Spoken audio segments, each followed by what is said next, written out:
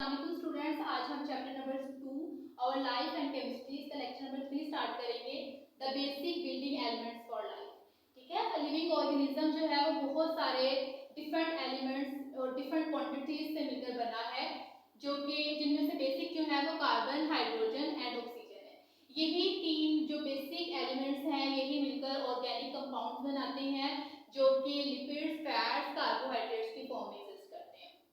ठीक है, अगर हम इनकी इंपॉर्टेंस देखें तो वन बाय वन कार्बन जो है ये नेचुरल गैस यानी कि मीथेन, इसके अलावा फॉसिल फ्यूल, पीट और वुड में पाया जाता है। ठीक है, इसके अलावा जो हम फूड लेते हैं उस फूड में भी कार्बन जो है वो टू फॉर्म्स में एग्जिस्ट करता है। एक तो अगर उसमें कार्बन, हाइड्रोजन या ऑक्सीजन प्रेजेंट है तो उसमें ये कार्बोहाइड्रेट्स की फॉर्म में या लिपिड्स या फैट्स वगैरह की फॉर्म में एग्जिस्ट करता है। ठीक है, और अगर ये इसमें कार्बन, हाइड्रोजन, ऑक्सीजन, सल्फर या नाइट्रोजन प्रेजेंट है तो उसमें ये जो है वो प्रोटीन्स की फॉर्म में एग्जिस्ट करता है। ठीक है, अगर हम इसके अलावा इसको देखें कि प्लांट्स लाइफ में जो है वो भी कार्बन पे मुश्तमिल होती है, और इसके अलावा प्लास्टिक बैग्स और इसके अलावा इसमें आप देखो कि सिल्क, अल्कोहल और सोप। ठीक है,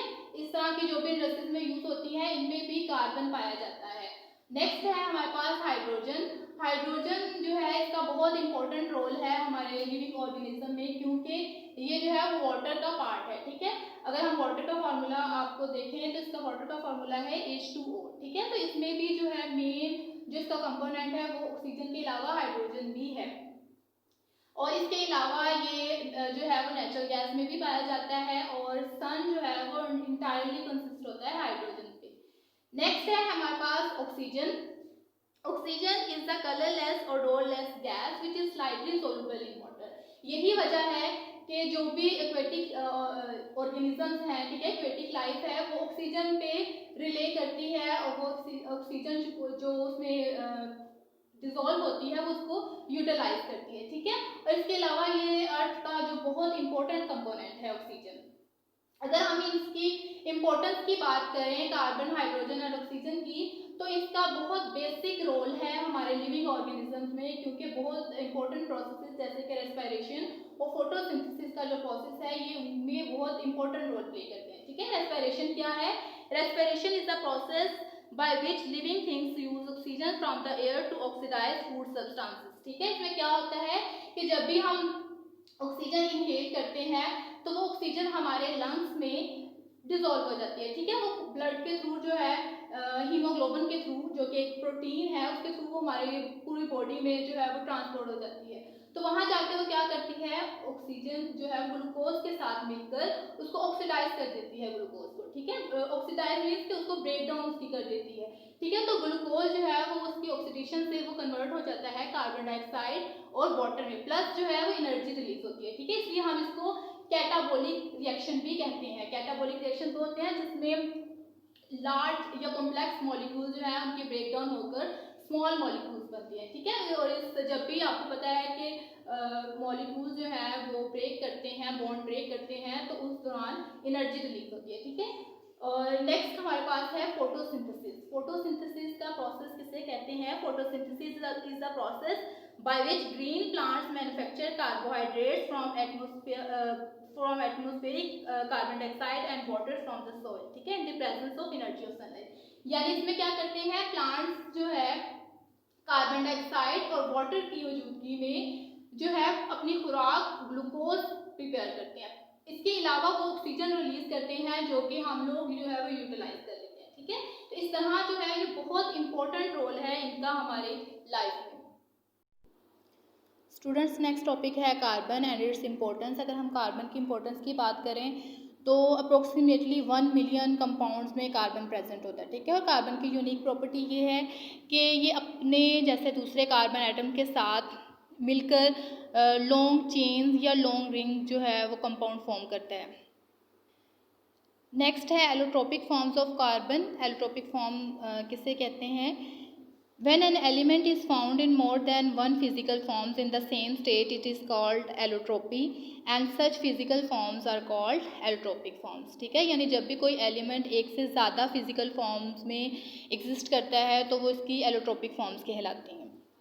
अगर हम कार्बन के एलोट्रोपिक फॉर्म्स की बात करें तो कार्बन 3 जो है वो डिफरेंट फॉर्म्स में एग्जिस्ट करता है, जो कि हैं डायमंड, ग्रेफाइट एंड बकीबॉल्स. ठीक है, अगर हम इनकी फिजिकल प्रॉपर्टीज़ जैसे कि उनकी अपीयरेंस और डेंसिटी की बात करें तो इनकी अपीयरेंस और डेंसिटी यानी इनकी फिजिकल प्रॉपर्टीज़ जो हैं वो डिफरेंट होती हैं, लेकिन इनकी केमिकल प्रॉपर्टीज़ सेम होती है. उसकी वजह ये होती है कि सभी में कार्बन प्रेजेंट होता है.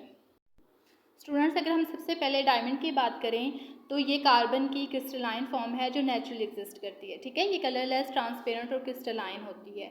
और इसके अलावा ये जो है under great heat and pressure जो है वो अर्थ में पाई जाती है और ये बहुत हार्ड होती है. इसके अलावा ये रॉक्स और या ग्लास कटिंग या जो है वो स्टोन्स को पॉलिश करने के लिए यूज़. स्टूडेंट्स, नेक्स्ट फॉर्म है ग्रेफाइट. ग्रेफाइट जो है वो कोल को इलेक्ट्रिक फर्नेस में हीट करने से मिलता है. ये सॉफ्ट ब्लैक सॉलिड होता है जो कि शाइनी और ग्रीसी होता है. इसको पेंट्स में और लेड पेंसिल में एज अ लुब्रिकेंट यूज़ करते हैं. ठीक है, अगर आप पेज नंबर 17 पर ग्रीन बॉक्स देखें तो इसमें क्या बताया गया है कि अगर हम जो है वो कभी की जो है वो लॉक को नहीं खोल रही हो तो उससे क्या होगा कि अगर हम ग्रेफाइट को उससे रब करें उसकी की को तो क्या होगा, वो लुब्रिकेट हो जाएगी. ठीक है, यानी उसकी मूवमेंट ईजिली हो जाएगी और आसानी से लॉक हो जाएगा. नेक्स्ट फॉर्म है बकीबॉल्स.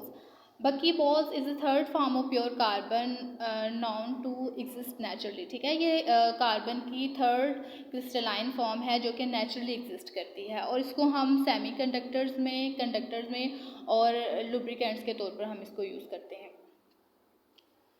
स्टूडेंट्स, नेक्स्ट टॉपिक है the non allotropic forms of carbon. ठीक है, इससे पहले हमने जो फॉर्म्स हमने डिस्कस की जैसे कि डायमंड, ग्रेफाइट और बकीबॉल्स, ये कौन सी थी, ये क्रिस्टलाइन फॉर्म्स ऑफ कार्बन थी. अब हम इसके अलावा भी कार्बन जो है वो फॉर्म्स एग्जिस्ट करता है जो कि नॉन क्रिस्टलाइन है, जैसे कि चारकोल, सूट और कोक. ठीक है, अगर हम देखें कि चारकोल और सूट जो है वो किस तरह से उसको मेड किया जाता है. अगर हम animal bones, wood, nut shell, sugar, blood और कोल को लिमिटेड अमाउंट ऑफ एयर में अगर हम इसको हीट करते हैं तो उससे हमें चारकोल और सूट मिलता है. ठीक है, और इसको हम जो डेंजरस गैसेस हैं उनको एब्जॉर्ब करने के लिए यूज़ करते हैं. नेक्स्ट है Coke. Coke is another form of carbon which is made by heating coal at about 1300 degree Celsius in the absence of air. ठीक है, यानी एयर की एब्सेंस में अगर हम 1300 डिग्री सेल्सियस पर कोल को हीट करें तो उससे हमें कोक मिलती है जिसको एज अ फ्यूल यूज़ किया जाता है और बहुत सारे केमिकल इंडस्ट्रीज़ में इसको रिड्यूसिंग एजेंट के तौर पर भी यूज़ किया जाता है. ठीक है, रिड्यूसिंग एजेंट क्या होते हैं कि जो खुद को ऑक्सीडाइज करते हैं और दूसरे को रिड्यूस करते हैं, तो ऐसे जो है सब्सटेंसेस जो भी होते हैं उनको रिड्यूसिंग एजेंट कहा जाता है. नेक्स्ट टॉपिक है organic chemistry. Organic chemistry is the branch of chemistry in which we study the hydrocarbons. ठीक है, यानी हम इसमें हाइड्रोकार्बन्स को स्टडी करते हैं. हाइड्रोकार्बन में यानी ऐसे कंपाउंड्स जिनमें कार्बन और हाइड्रोजन प्रेजेंट हो. ठीक है, लेकिन बहुत सारे इस तरह से भी हम ऐसे एलिमेंट्स या ऐसे कंपाउंड्स भी देखते हैं जिनमें कार्बन तो प्रेजेंट होती है लेकिन वो ऑर्गेनिक कंपाउंड्स नहीं होते, जैसे कि कार्बन मोनोऑक्साइड या कार्बन डाइऑक्साइड. ठीक है, तो ऑर्गेनिक कंपाउंड्स वही होते हैं जिनमें कार्बन जो है कार्बन और हाइड्रोजन प्रेजेंट हो. नेक्स्ट टॉपिक है टाइप्स ऑफ कार्बन कंपाउंड. ठीक है, अगर हम कार्बन की कंपाउंड के टाइप्स के बारे में डिस्कस करें तो इसकी जो है वो डिफरेंट टाइप्स हैं. अगर हम बात करें कि कार्बन जो है वो किस किस में एग्जिस्ट करता है तो में है नेचुरल गैस. ठीक है, जैसे कि मीथेन. इसके अलावा फ्यूल्स में और इसके अलावा अगर हम कोल में देखें तो ठीक है उसमें भी क्या होता है, मिक्सचर ऑफ कंपाउंड्स होते हैं containing carbon, hydrogen and oxygen.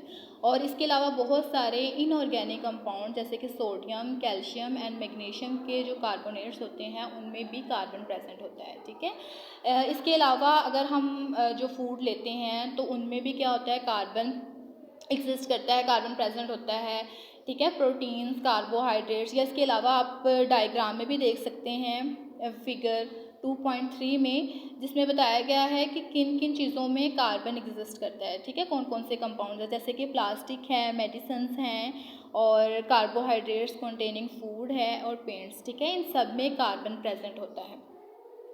Students, hydrocarbon simplest organic compound है, ठीक है, जो कि फॉसिल फ्यूल्स में, पेट्रोलियम में, कोल और पीट में पाए जाते हैं। अगर हम इसमें ऑर्गेनिक कंपाउंड में सिंपलेस्ट या मोस्ट इम्पोर्टेंट अगर हम बात करें कंपाउंड्स की, तो वो होते हैं कार्बोहाइड्रेट्स, ठीक है, जिसमें सिंपलेस्ट एग्जांपल है ग्लूकोज की, जो कि आपने पढ़ा कि फोटोसिंथेसिस के प्रोसेस के दौरान जो है प्लांट्स प्रिपेयर करते हैं, ठीक है।